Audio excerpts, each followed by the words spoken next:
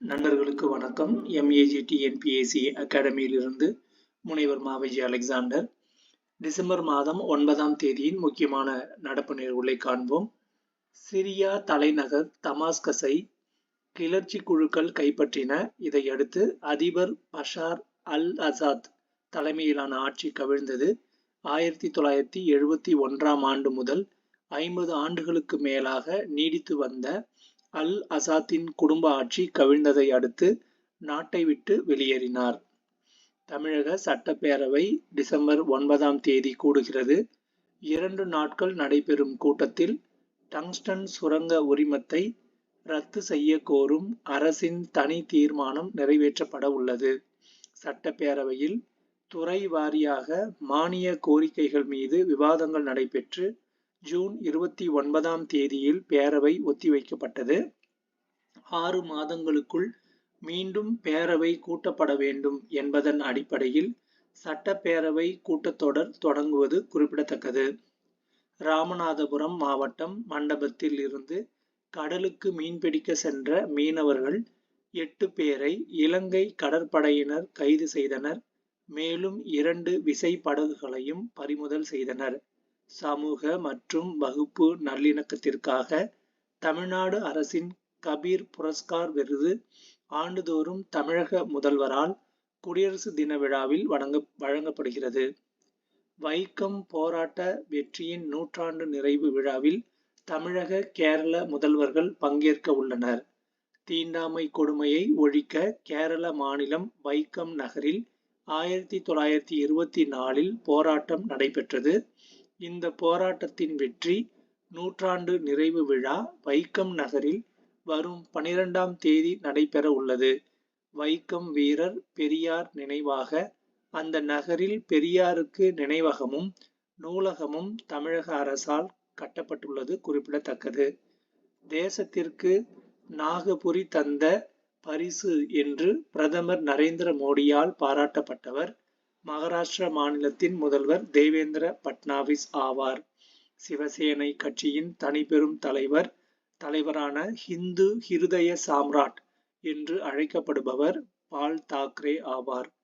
கேரள மாநிலத்தை சேர்ந்த பேராயர் ஜார்ஜ் ஜேக்கப் குவக்காடு புனித ரோமன் கத்தோலிக் திருச்சபையின் உயர் நிலையான கர்தினலாக நியமிக்கப்பட்டுள்ளார். உயர் இரத்த அழுத்தம் மற்றும் சர்க்கரை நோய்க்கான சிகிச்சைகளை பொறுத்தவரை திருத்தி அமைக்கப்பட்ட வழிமுறைகளை மட்டுமே அனைத்து ஆரம்ப சுகாதார நிலையங்களிலும் பின்பற்ற வேண்டும் என்று பொது சுகாதாரத்துறை அறிவுறுத்தியுள்ளது. இந்த நோய்களுக்கான புதிய வழிமுறைகள் குறித்த புரிதல்கள் மருத்துவ துறையினருக்கு இல்லாததால் இந்த உத்தரவு பிறப்பிக்கப்பட்டுள்ளது. மக்களை தேடி மருத்துவ திட்டம் உள்பட அனைத்து சுகாதார நலத்திட்டங்களிலும் பங்கேற்பவர்கள் சுகாதார நிலைய மருத்துவ பணியாளர்களுக்கு இதற்கான தகவல்கள் பகிரப்பட்டுள்ளன என்பது குறிப்பிடத்தக்கது. உக்ரைனுக்கு சுமார் $1 பில்லியன் அதாவது சுமார் ரூபாய் 8467 கோடி மதிப்பிலான ஆயுதங்கள் வழங்கப்படும் என அமெரிக்க பாதுகாப்புத்துறை அமைச்சர் லாய்ட் ஆஸ்டின் தெரிவித்துள்ளார். LICயின் பீமா சஹி திட்டத்தை பிரதமர் நரேந்திர மோடி தொடங்கி வைக்கிறார். ஹரியானாவின் பானிபட் நகரில் தொடக்க நிகழ்ச்சி நடைபெறுகிறது. பொருளாதார வளர்ச்சி அடைந்த பெண்கள் மூலம் வளர்ச்சி அடைந்த இந்தியா என்ற பிரதமர் மோடியின் தொலைநோக்கு பார்வையின் ஓர் அங்கம் LICயின் இந்த திட்டம் என தெரிவிக்கப்பட்டுள்ளது.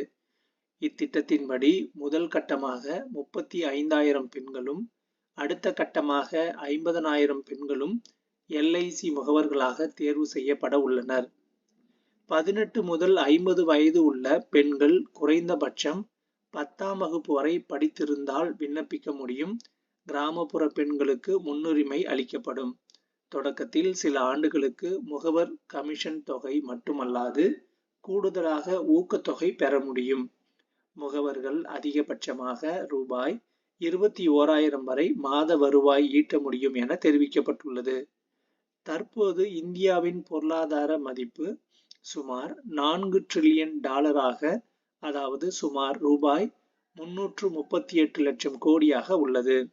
தற்போது இந்தியாவின் வர்த்தக மதிப்பு சுமார் 800 மில்லியன் டாலராக, அதாவது சுமார் ரூபாய் 67 லட்சம் கோடியாக உள்ளது.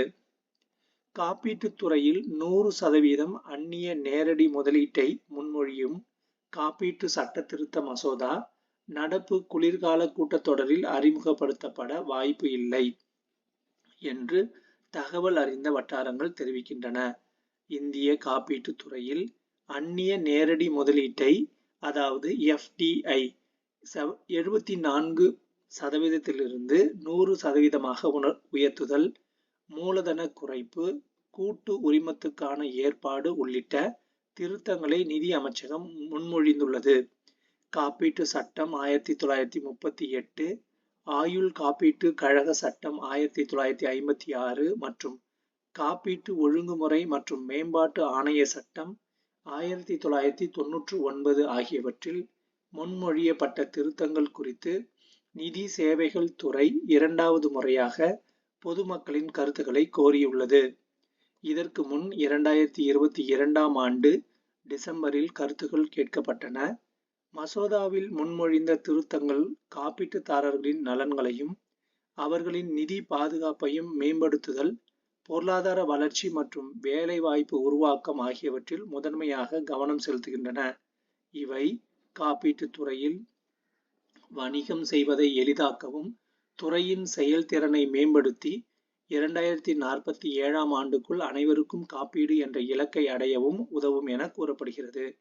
தற்போது இந்தியாவில் 25 ஆயுள் காப்பீட்டு நிறுவனங்களும் 34 பொது காப்பீட்டு நிறுவனங்களும் உள்ளன என்பது குறிப்பிடத்தக்கது.